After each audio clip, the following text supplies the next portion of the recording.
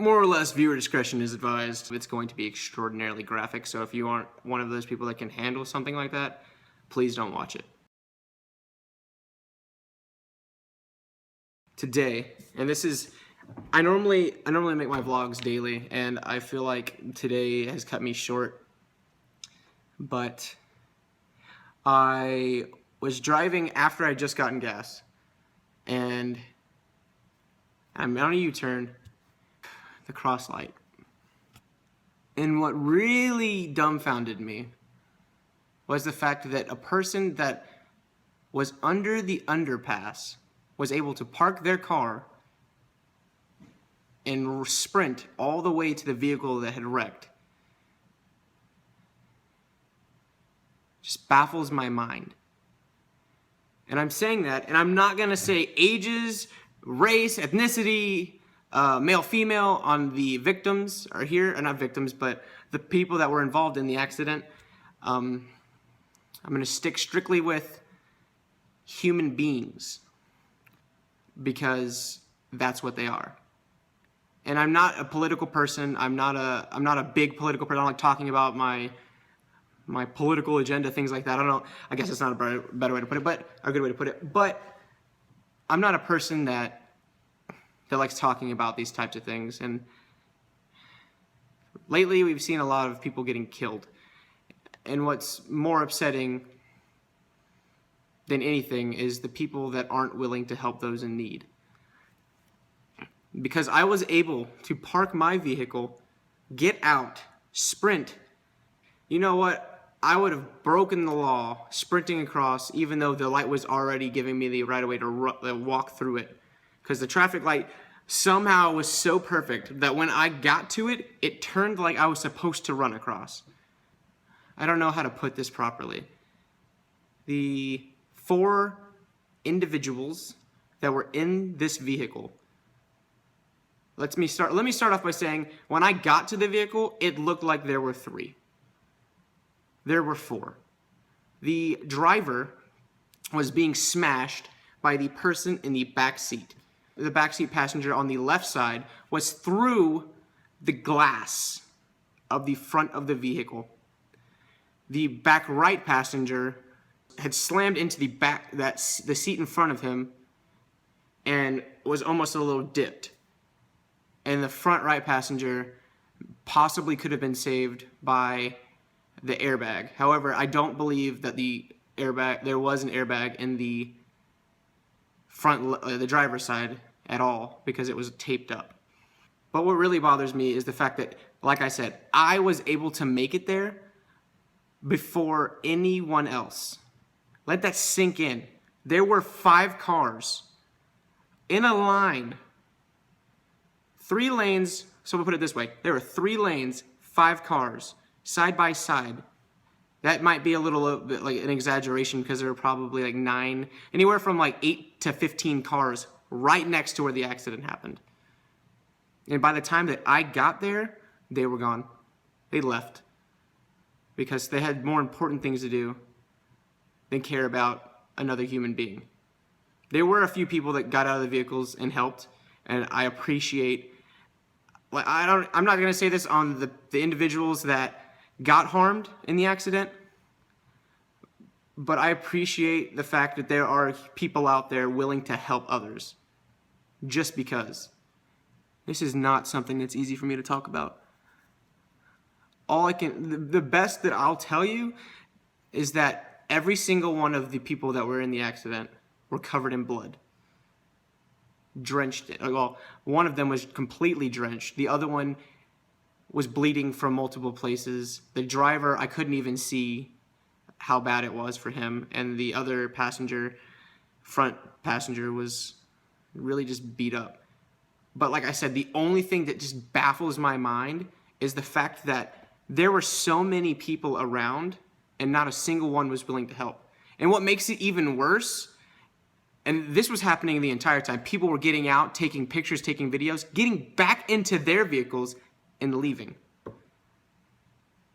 I guess the only other stroke of luck that we had was that when I had gotten there, I assessed the situation more or less, because I couldn't touch anyone. I didn't want to touch them physically. One, because if I had moved any of them, I probably could have injured them more than they were already hurt.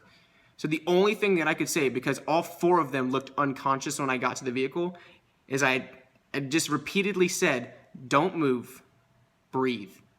And that was all I could say. And like I said, by some stroke of luck, there was an ambulance coming down the hill right from where that car crashed. And it looked like they had their lights on. They were already going somewhere else. And so they pulled over, and I'm assuming that they, called in. Well, the big thing was that I was making the call to 911 already, because there were 3 people around and we didn't know what to do. Or at least they didn't know what to do. I was already calling. We were screaming. Me and my aunt were screaming at other people. I guess another thing would be that the fact that the first responders got there so much quicker than a phone call. And the only reason I say that is because we always say that they're going to take forever to get there. But if you really, really look at it, if you're listening to a phone call, or you think about a phone call, the first 30 seconds of when I was on that call, it was an automated voice. As soon as the ambulance came down that hill and pulled over, within 2 minutes, there were 2 more ambulances, 2 to 3 fire trucks, I don't remember the number, and about 5 to 10 cops. It was quick. And we take that for granted, because think about if they had not shown up and it was just me and the 5 strangers that were willing to help. Those people could have died, possibly due to blood loss. 2 of them were rushed to the ER. The other 2 had major injuries, but were going to be all right. But it wasn't good. It wasn't all right. So there are 2 things that I want to have a clear message from this video. 1, and I don't even know if I mentioned this yet, but this is a really big point. Always wear your seatbelt. Not a single person in this vehicle had a seatbelt on. The seatbelt may have prevented a few of the injuries, but it doesn't mean it would have saved everything, because that vehicle was totaled. And another one, and I've been saying this a lot in the outros of my videos, and I'm going to say only half of it, because right now it's the only half that I can just really try to engrave in your mind, because it is so important. Because as just remembering back to maybe 3 hours ago is when it happened, maybe 3 or 4, but thinking back to all of the people that weren't willing to go out of their way to try and help people in need, because you're gonna get late. You're gonna be late to work. You're not gonna make it to your movie. I sacrificed spending time with 2 of my siblings, which I see maybe once a year, for this. And yes, I love them dearly. But I would rather make sure that another human being is going to survive. So the only other point, like I said, that I'm going to make extraordinarily explicit is that you always need to do what you can for other people. Whether that be you call 911, get out of your vehicle if you witness the accident, and at least stay to try and give a statement. That way they know what happened, so that they can figure out how to help. Because there were 3 people that witnessed the accident that stayed, out of probably the 50 that were in the vicinity. We as a collective, I guess is a better way of putting what I want to say, as a race of humans, because that's what we are, need to remember the one thing that has been important above all else, and that is to help others. That is the only thing that I have heard since I was raised, whether it be through religion, through school, through classes. It was always help others. This is the only time that I will ever speak of this so vividly. If I can reach anybody and give them this message, and just, if it reaches one person and at least affects one person, I want you to know that you will make a difference.